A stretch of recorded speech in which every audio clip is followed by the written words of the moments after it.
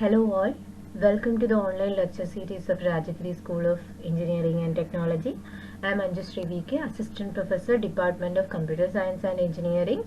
In this session, I will be dealing with the part 2 of module 3. So students, this is actually the continuation of part 1.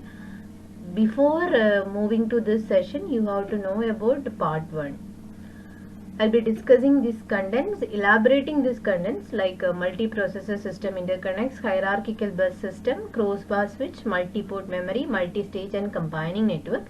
In part 1, I described the introduction of these topics, and in this session, I'll be describing in detail about this. Starting with the hierarchical bus system. So this bus system is actually an example of dynamic interconnection network. In the part 1 session, I discussed in detail about what is a dynamic interconnection network and what are the examples coming under dynamic interconnection network. Here in the hierarchical bus system, it is actually consists of a hierarchy of buses that connects various system and subsystem components in a computer. And each bus is formed with a number of signal, control and power lines. And you can see here different buses that are actually used to perform different interconnection function. And you can see here the boards. So at the center part you can see the system bus, which is actually known as the backplane bus. And here you can see the CPU board. In the CPU board you can see the local bus that actually connects the local memory, cache, CPU and as well as the interface logic, and the IO controller is also present here. So that is the CPU board. In the CPU board, the local bus. And on the memory board you can see the memory bus, which actually interconnects the memory cells, the memory controller, the interface logic and all. So that is the memory bus, which is actually located on the memory board. And one more thing, the data bus is present. The data bus you can see both on the IO board as well as on the communication board. So it is actually its purpose is actually to transmit the data. So that is actually acting on the IO board as well as the communication board. And all these boards are actually coordinated by means of the system bus, otherwise known as the backplane bus. So let's check in detail about each. So the first one is the local bus that is actually located on the CPU board, and the local bus which is actually implemented within the processor chip or on the printed circuit board, and they are known as the local bus. And the main thing or the main functionality of this bus is which provides a common communication path among the major components mounted on the board. That is actually the main functionality of a local bus. The next one is a memory bus. The memory board is actually uses a memory bus that connects the memory with the interface logic. That is about the memory bus. Next, coming to the data bus. So the data bus is actually located on both you can see it both on the IO board as well as on the communication board.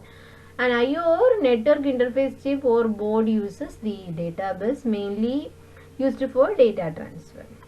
Next is the backplane bus. A backplane bus is a printed circuit on which many connectors are used to plug in functional boards. A system bus consisting of shared signals, paths and utility lines is built on the backplane. The system bus provides a common communication path among all the plug-in boards. So you can see the different types of functionality, or the different boards are actually connected on the backplane bus that we saw in the next. The last one, which is the IO bus, which is the input-output devices are connected to a computer system through an IO bus such as the SCSI, that is the small computer system interface bus. This bus is actually made up of coaxial cables with the tabs connecting disk, printer and other devices to a processor through an IO controller. So input-output devices are connected to the device mainly through the IO bus, which is also known as example is SCSI, that is the small computer system interface bus. Next is the hierarchical buses and caches. So here you can see a tree-like structure. So the tree-like structure, it is actually showing the different levels of caches and processes. So the deepmost level, or otherwise the leaf nodes, you can see it is actually the processors and the caches. So the processors that are located here will be communicating with the caches that are known as the first level cache. So they will be providing data to the processors, and you can see a cluster bus. So this, you can consider this lowermost level as a cluster. If you are considering this section, you can consider P0, C10, P1, C11, P2, C12. So all these can be considered as a cluster. So if P6 require a data, then it will be communicating with C16. If the data is not present in C16, this P6 can communicate with the P8, or it can communicate with the C18 for getting the data by means of a cluster bus. So this three bunches of this processor and cache can be considered as a cluster. So the processors will be communicating within this cluster using the cluster bus. Next is the second level cache. If the data is not present in that cache also, then it can communicate with the second level cache. It can go and request the second level cache. So the second level cache will be providing the data if the data is not present within that cluster also. And the second level caches, here it is denoted as C2I. So I can vary from 0 to 2.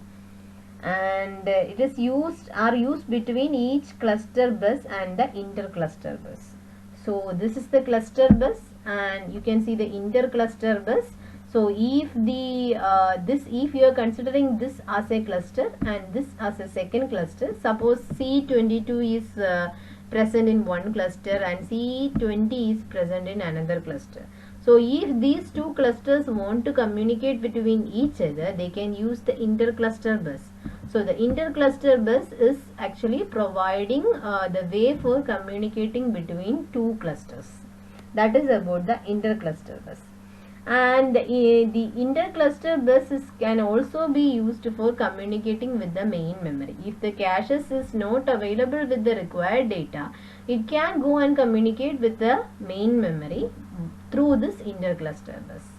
So the intercluster bus provides a way for communicating between the clusters as well as with the main memory.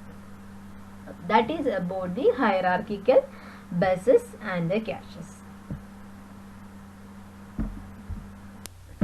In the previous slide, I discussed about one type of dynamic interconnection network, which was the hierarchical bus system. And from this slide onwards, I am going to discuss about another type of dynamic interconnection network. Basically, these are switched networks. So switched networks provide dynamic interconnection between the inputs and the output. And the major classes of switched networks are specified based on the number of stages and blocking or non-blocking. So the networks that I am going to discuss in this part is based on the number of stages and whether it is blocking or non-blocking. The crossbar networks and the multi-port memory structures will be discussing first, and after that the multi-stage network will be discussed.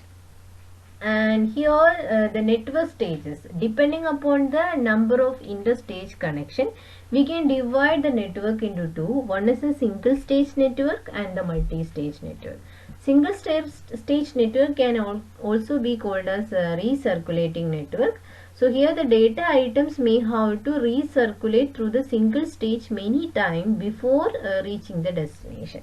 The best example in coming under the single stage network is crossbar network and the multi-port memory. The second thing is the multi-stage network, where have more than one stage or switch boxes.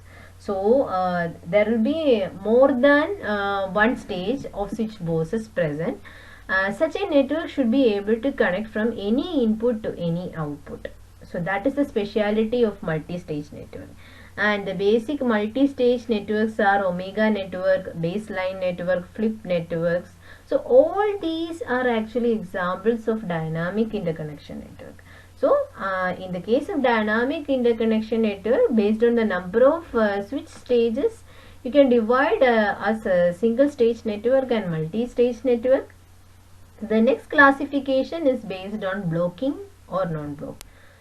So blocking versus non-blocking network. So a multi-stage network is called as blocking if the simultaneous connections of some multiple input-output pairs may result in conflict in the use of switches or communication links. So in the cases as I discussed in part 1, there will be input ports and output ports will be there. And if multiple inputs are actually trying to use the same output channel, that may result for a conflict. Such type of networks are called blocking network. So basically this blocking network will be coming in multi-stage network. And the examples of this blocking network are omega network and baseline network. And a multi-stage network is called a non-blocking if it can perform all possible connection between inputs and output by rearranging its connection. So even if the blocking will come, yes, there is a chance to occur blocking, the network will automatically rearrange the connection and avoids the blocking there. So that type of networks are called a non-blocking network. In such a network, connection path can always be established with any input-output pair. And the best example is the beans network. So these are the two classifications of this switched networks.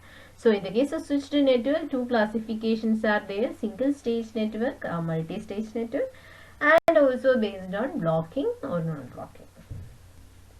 The first one is the crossbar network. So the crossbar network is actually a single stage network.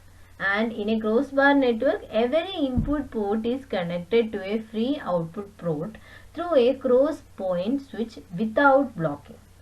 And a crossbar network, it is actually a single stage network as I said, and which consists of unary switches at the cross points.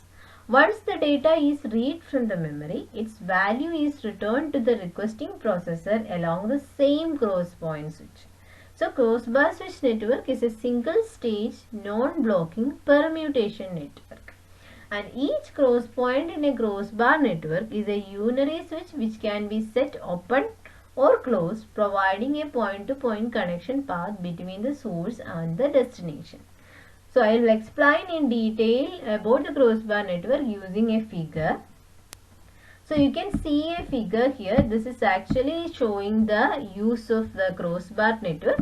Here you can see the processors P1, P2, etc. up to P16 and the memory cells M1, M2, etc. up to M16. So there are 16 processors and 16 memories. So this is actually a 16 cross 16 crossbar network. So here you can see each and every processor. If you are taking the processor P1, it is actually connected with M1, M2 and M3 etc. up to M16 using the cross point switch. You can see the small circle here. These are actually the cross point switches. So this cross point switch we can make it open or closed. So the P1, if it needs to communicate with M1, it will be communicating with the cross point switch that is present here, and it will be sending data to the memory M1. And if it needs to read the data from M1, then also it will be using the same cross point switch. So that's why in the previous slide, as I said, both the communication towards the memory and towards the processor will be taking place by means of the same switch. Okay, and if you are taking P2, P2 will be also using a cross point switch here with M1, again with M2 and up to M16. Like that for the 16 processors, that means for the N processors, each and every processor will have a connection with the memory modules using the crossbar switch or cross point switch, and the communication to and fro communication with the processor and with the memory will be doing by means of the same cross point switch. And The network actually requires the use of n cross m cross point switches. So n will be the number of processor and m will be the number of memory cells. All processors can send memory requests independently and asynchronously. So the processors that are present here will be sending requests to the memory independently and asynchronously. And this poses the problem of multiple requests designed for the same memory module at the same time. That is actually the biggest disadvantage of this crossbar network. So if you are checking this, you can see, suppose if I am taking the memory M1 and suppose at t time is equal to 100 or time is equal to 8:15 am, P1 is actually sending a request to M1 via its cross point. P2 is also sending the request to M1 via its cross point, and assume that P16 is also sending a request to M1 using the same cross point. So that is actually creating a conflict there. So that is actually a problem in the case of this crossbar switch. Multiple requests will be in the same memory module at the same time. So this network is basically used for small or medium sized systems. So out of this n cross point switches, in each column of an n cross m crossbar mesh, only one can be connected at a time. That is the problem. Even if the memory is receiving n number of requests, it can only serve at one at a particular time. So in order to resolve the contention for each memory module, each cross point switch must be designed with extra hardware. So I will be discussing here about the design of a cross point switch. So in order to avoid this type of contentions, there should be some extra hardware to avoid this. So on each row of the crossbar mesh, multiple cross point switches can be connected simultaneously. Here you can see this is actually a schematic design of a row of a cross point switch in a crossbar network. And here you can see this is the shared memory module, and here you can see a multiplexer. The multiplexer is the one that decides which particular request should be forwarded to the memory. So here you can see n number of processors are actually connected to the multiplexer. This is actually the showing a row of a cross point switch. So the particular row is actually receiving multiple requests, and the number of data requests and the address requests will be receiving at the multiplexer. So the multiplexer will be directing or will be selecting one, that is an n input multiplexer will be selecting only one request or one. Next is about the limitations of crossbar network. So if you are considering a crossbar network, it is actually very cost effective, and it is cost effective only for a small number of processors as well as those set of systems that are having a few processors and will be able to access only a few memory modules. And also a single stage crossbar network is not expandable once it is built. That is, these are the limitations of crossbar network. It is not scalable. Okay. And coming to the advantage of a crossbar network, a single processor can send many requests to multiple memory modules. So in the crossbar line you already saw that the different cross point switches. So using each cross point switches, a single processor can access different memory modules M1, M2, M3, etc. And also for an n-crossing crossbar network, at most n memory words can be delivered to at most n processors in each side. Similarly, for the memory also, each and every memory module can deliver or it can serve each and every those processors requested for the data. And the redundancy, if you are implementing redundancy or parity checking in this cross point switches, you can also enhance the fault tolerance and reliability of the crossbar network. These are the limitations and advantages of crossbar network. Next is about the multi-port memory. So in the case of a multi-port memory, all cross-point arbitration and switching functions associated with each memory module are actually moved into a memory controller. I will show the figure of the multi-port memory in the next slide. And in this case, as I said now, all the cross-point switches and its associated functions are actually lying inside the cross-point switch, and thus the memory module becomes more expensive due to the added access ports and associated logic. So in this case, more functions and more logic are present in the memory module, so it will be more expensive, and only one of the end processor requests can be honored at a time. At a time you can only serve one processor. Even if there are multiple ports in the memory, then you can only serve one of the end processor request at a time. So the multi-port memory organization is actually a compromise solution between a low-cost, low-performance bus system and a high-cost, high-bandwidth cross-bus system. These are the important concepts about the multi-port memory. So this memory structure is actually more expensive when the number of processors as well as the number of memory modules increases. This multi-port memory is also very expensive, and a multi-port memory multiprocessor is not scalable because once the ports are fixed, no more processors can be added without redesigning the memory controller. So a large number of interconnection cables and connectors are required when this number of processors and memory modules increases. This is the picture representation of multi-port memory. So here you can see these are the memory modules, and as I said, you can see n number of ports that are located in each and every memory module, and these memory module have these switching functions of the cross-point switches and the arbitration logic. They are actually present inside this memory module, and you can see the P1 processor, P2 processor, etc. N processors are connected to a single memory module by means of these ports.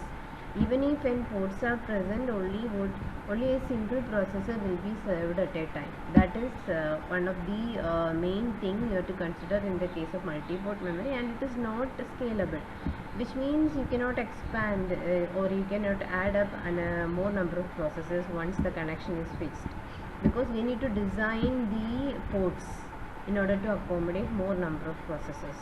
So that is not possible in the case of this multi-port memory, and this is actually another way of representing memory ports with privileged ports or prioritized ports.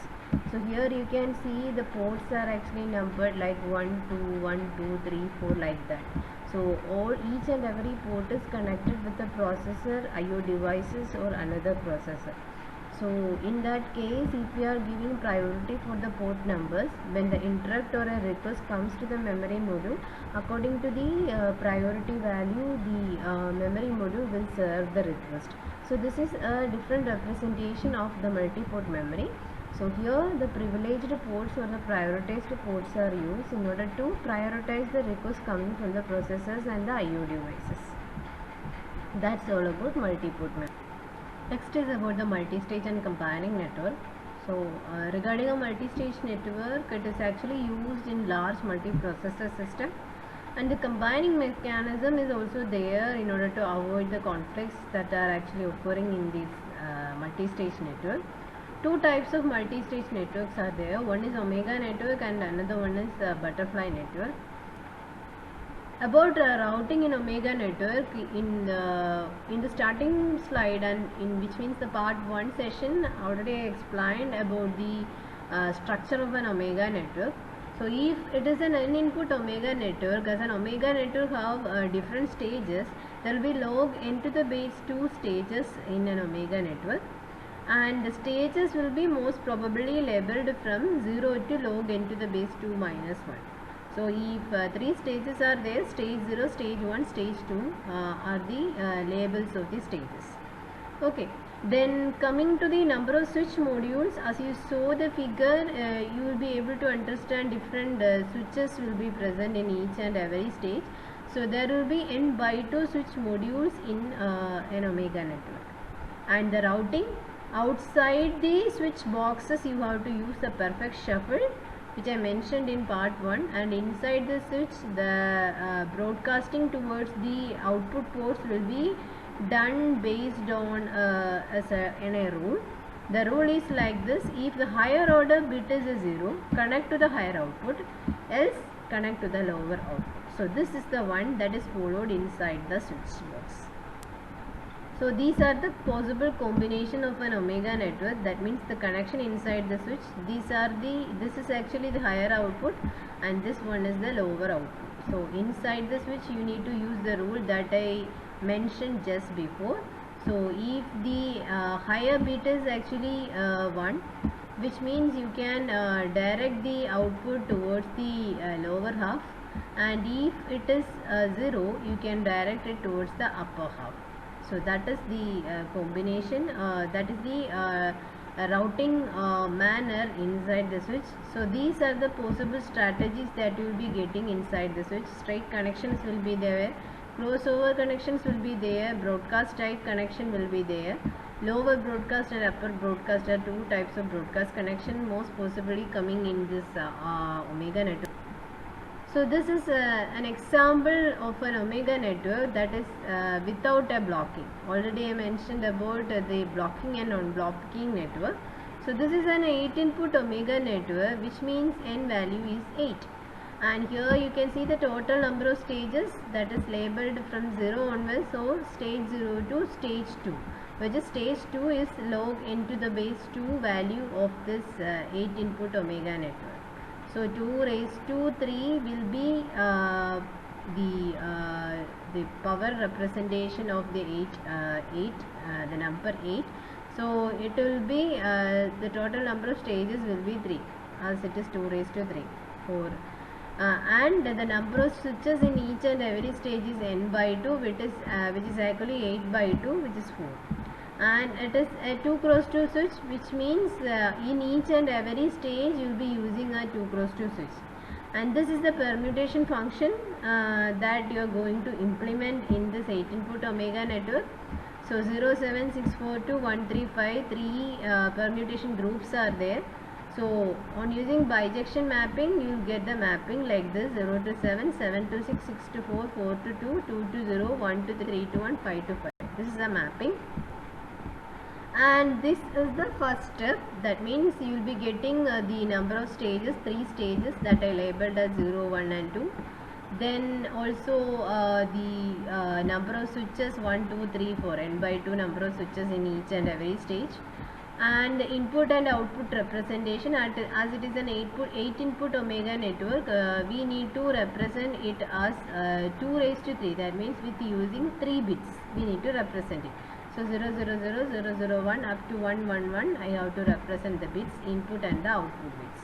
Okay, and the mapping is also available. So we know about the input and output mapping. 0 should be mapped to 7, 7 should be mapped to 6, 6 should be mapped to 4, 4 to 2, 2 to 0. Like that we need to map each and every input to the output ports or the output function.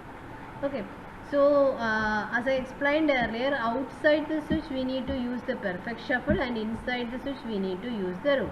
So already I mentioned in session 1 about the perfect shuffle. These are the combinations or the 3-bit combinations of the perfect shuffle. So this is the first step. I am supposed to send a message from 001 to 011. So from 001 to 011 I am going to send a message. That is the mapping that I am going to take here is 1 to 3. So I need to find out where is 1. This is 1, and I am going to map this 1 to this 3. Okay. So for that I need to consider each and every switch boxes. To which switch I need to map 1. That I need to locate first. As it is outside the switch connection, I need to use the perfect shuffle. So according to perfect shuffle, 001 will be mapped to 010. So from 001 I can draw a line. Outside the switch I am going to use perfect shuffle. So from 001 I am going to map 010. Okay. And inside the switch I need to use the rule that I mentioned earlier. So for that I need to check each and every bit one by one. So for the current point of time, as it is the stage or the I need to check the MSB value of this number. That means I am going to take the destination of this mapping. The destination is 1 to 3, so I need to check the MSB value of the destination. So the MSB value of the destination is 0 here. So as it is 0, I need to route what to the upper value or to the upper port. And again I am moving to the stage 1. From stage 0 I need to move to the stage 1. So outside the switch I need to use the perfect shuffle. Now I am residing at the port 2 of second switch in stage 0. So from this to which switch in stage 1 I need to map. For that I need to again use the perfect shuffle. So 2 is 0 1 0. So while doing perfect shuffle on 0 1 0 I will be getting 1 0 0. So I can assure that the connection will be to 1 0 0. Okay, and again inside the switch I need to perform the routing. So inside the switch I need to take the rule. So here in the previous case I took the first bit. As it is the second stage I need to choose the second bit. The second bit is a 1. So if it is a 1 I need to route towards the lower bit. So I will be routing towards the lower bit. Okay, and again outside the switch I need to use the perfect shuffle. This is the fifth port of stage 1 third switch. So I need to choose the next switch in stage 2. Okay, for that I need to use the perfect shuffle as it's outside the switch. So 0 1 0 1 is the binary for 5. So 1 0 1 will be mapped to 0 1 1. So I will be able to connect this fifth port to the third port. Again inside the switch I need to do what the routing based on the rule. So it is this time I am going to check the last bit, which is the stage 2. I am lying in the stage 2. So now I need to take the last bit. So 0 1 1 last bit is 1. So when 1 occurs, what happens? I need to route towards the lower bit. So finally I reach the destination 0 1 1. So that is about. Similarly, I am taking another case which is 6 to 4. The mapping from 6 to 4. 6 is 1 1 0 and 4 is 1 0 0. So I need to route from 1 1 0 to 1 0 0 to here. Okay. So 1 1 0 is here. So outside the switch I need to use the perfect shuffle. I need to find out to which switch I need to map this 1 1 0. So for that I need to use perfect shuffle. So 1 1 0 will be mapped to 1 0 1. Okay, inside the switch again I am going to use what? Again I am going to use the rule. So according to the rule, the MSB position is 1. So if it is a 1, I can route towards what? The lower bit. So again I am coming outside of the switch. So outside the switch again what? The perfect shuffle. So according to perfect shuffle, 0 1 0 1 will be mapped to 0 1 1. Inside the switch I need to check the bit, the second bit, it is 0. So as it is 0 I can route towards the higher output. So again outside the switch what happens? It is actually the second port. So the second port is 0 1 0, so which is mapped to 1 0 0. Okay, and finally as the bit is 0 it will be directed to the higher output itself. Finally reach the 1 0 0. So this will be the final representation that you will be getting for the permutation 07642-135. So this is actually without any blocking.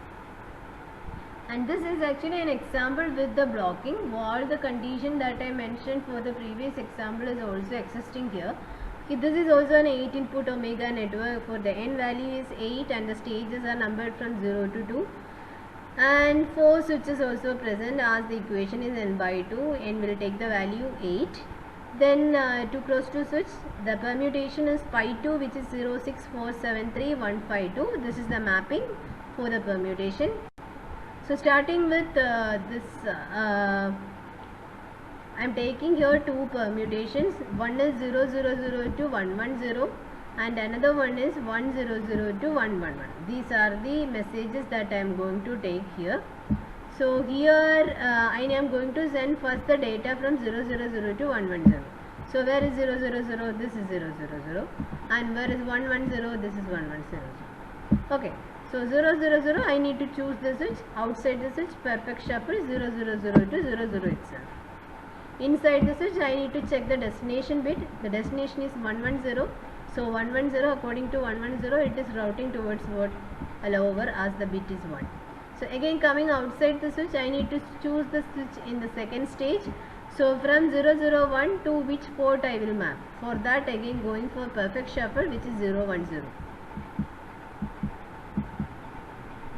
Inside the switch, again going to use the rule, which is the second bit, it is a 1, so I am going to direct towards the lower bit. Again I am coming outside the switch, so I need to use what? The perfect shuffle. So it is the third location or the third bit. 110 will be mapped to 011 will be mapped to 110. Okay, so finally the inner part, which is we need to check the bit again here. So it's 0, so mapping towards the higher output. Finally I reach the destination. So what happens when the message from 100 to 111 is also sent during this time? So during this time, when I am sending the message from 100 to 111, 100 is here and 111 is here. So I am going to send the data from 100 to 111. So outside the switch, I need to use the perfect shuffle. So I need to find out which switch I need to map first. So 100, while doing perfect shuffle, it is 001. Okay, and inside the switch I need to use what? The rule. So my destination bit is 1114 here. So according to 111, I am going to take what? I am going to take the first bit. So here, as it is stage 0, I am going to take the first bit, which is 1. So if it is a 1, I can direct towards what? The lower bit. Okay, so what happens here? Here the two signals are actually colliding at the same port, which is actually known as a blocking. Okay, and also if you are going for another one, which is 0111 to 000 and 1112 to 011, so this will also make a collision here. So you can see here 011 to 000. So where is 011? Here you can see the 011. So if I am directing that, the arrows will come like this: perfect shuffle, routing, perfect shuffle, routing, perfect shuffle, routing. This for the first one. And for 111 to 011, with this will be like here also the collision comes, similar to the previous one. Okay, so blocking again comes here. So this is the reason for causing blocking. If two or more signals are meeting at a same point, it will block the signals entirely. Okay, the signal will not forward after that. And this is actually the final diagram for the blocking network for the permutation 06473-152. So here you can clearly identify the nodes that causes, or the switches that causes the blocking. So here G, F, H, I, J, these are the switches that actually causes the blocking. Generally we can say like this: if you are taking an n input omega network, you can only implement n raised to n by 2 permutations in a single pass. All others will cause blocking and demand up to 3 passes to be realized. So generally there is an equation for this. In general, a maximum of log n to the base 2 passes are needed for an n input omega network. So you cannot implement all the permutations using a single pass. So in order to implement the permutation in an n input omega network, maximum log n to the base 2 passes are required. Okay, so that is a general concept regarding this omega network. And also only in a single pass only n raised to n by 2 permutations are implementable, and maximum you require n raised log n to the base 2 passes for completely implementing an n input omega network. Suppose if you are considering n value as 8, which is actually if you are taking n raised to n by 2, it will be 8 raised to 4 divided by n factorial. That will give you the percentage of permutation that are implementable in a single pass through an n input omega network. So if you want to find out the percentage of permutation that can be implemented in a single pass, you have to divide n raised to n by 2 divided by n factorial. Actually, the blocking is not a desired factor in any multi-stage network. blocking will always cause or it will always lowers the bandwidth, effective bandwidth. That is, blocking is always a disadvantage in an omega network. Next is another type of connection. This is a broadcast connection for in the omega network. Here you can see 001 is the starting point here. From here broadcasting starts. That means the signal is broadcasted to the two output ports. From there, using perfect shuffle, it reaches according to perfect shuffle, it reaches the switches, the two signals that are emerging from this output is reaching at the switch points of two other switches in stage 2. Then after that again broadcasting happens. Here you can see. Then finally again uses perfect shuffle to reach each and every node. So you can see here clearly that the input, a single input is actually reaching all the 8 outputs. So that type of a broadcast connection is also possible in the case of omega network. Next is about routing in the butterfly network. This class of network is constructed with the crossbar switches as building blocks. Here also the main building unit is crossbar switches. The 8-way shuffle function is used to establish the interstage connection between stage 0 and stage 1. Here instead of the perfect shuffle function, an 8-way function is actually using for interconnecting between the stages. So no broadcast connections are allowed in a butterfly network, and it is actually a restricted subclass of omega network. This is figure corresponding to the butterfly network. This is actually a 64 input network. So you can see the 64 numbers are actually written here, and as it is a 64 input network, we are using an 8x8 switch, and it is actually using 8-way shuffle. So as it is an 8x8 switch, so an 8-way shuffle function is using in order to interconnect between the stage 0 and stage 1. So why 2 stages only? Because when we are taking log 64 to the base 8, as it is an 8x8 network, it is log 64 to the base 8. So for the it will be 2. Okay. So that's why it is there are only 2 stages. For the omega network, it is a 2x2 switch. We use 2x2 switch.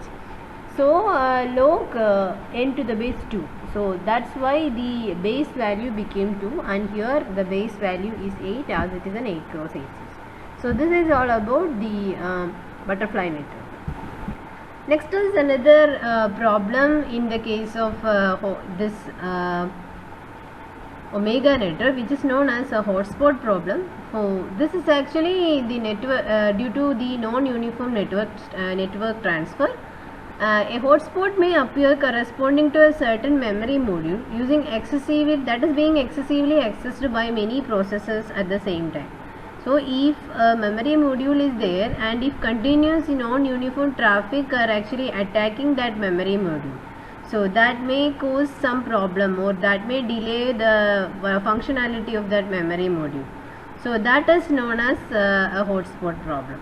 So that this hotspots may degrade the network performance significantly, and we can use as a technique known as combining mechanism in omega network in order to avoid the hotspot problem. So the purpose of this combining mechanism is to combine multiple requests that are directed towards the same destination, and at the switch points where the conflict is actually occurring, it will combine the multiple requests, and it will direct the combined request to the memory module. So that is about the hotspot problem and the combining mechanism used to solve the hotspot problem normally occurring in omega network. Next is about combining mechanism which is implemented by means of a function known as fetch and add. Here the function fetch and add of x comma e means x is an integer variable and it is in shared memory, and e is an integer increment to x. When a single processor actually initiates this function, it is a normal increment and the result is consistent. But when n process attempt at the same memory word simultaneously, The memory will be only updated once and it follows a serialization principle. That means if the switch that is located at the middle of this memory and the processor, it will combine this all the request and it will forward that request to the memory in a combined form. So the updation will be done only once. Next is the values returned to the end request are all unique depending on the serialization order followed. The net result is similar to a sequential execution of n fetch and adds, but is performed in one indivisible operation. The fetch and add primitive is very effective in accessing sequentially allocated queue structure in parallel. That is about the fetch and add operation, that is a mechanism. This figure clearly indicates the fetch and add mechanism. Here you can see processor P1 and P2 issues the fetch and add of x, E1 as well as x, E2 towards the switch module, and the switch will forward that as a combined request to the memory module. So this switch is actually adding the contents of E1 and E2 to X, and it will store the final result in the memory. So the processor P1 as well as P2 is actually seeing they are actually seeing a unique queue of this memory. But what about the return value? If P1 is, suppose P1 is expecting X as a return value and P2 is expecting X plus E1 as a return value, how the result or how the return value will be forwarded by the switch? For that, the switch will be using a buffer, and in that buffer it will be storing E1 or E2 according to the requirement of P1 and P2. So after the result is added and when it is stored in the memory, the return value from the main memory will be only X, and when the X reaches the switch, so it will be added with E1 and it will be given to P2, and X alone is given to P1. So this is the structure, or this is the way by which the combining mechanism works in the case of a fetch and add operation. That's all about the session. Thank you very much. This is the reference. You can refer the textbook for more details. Thank you.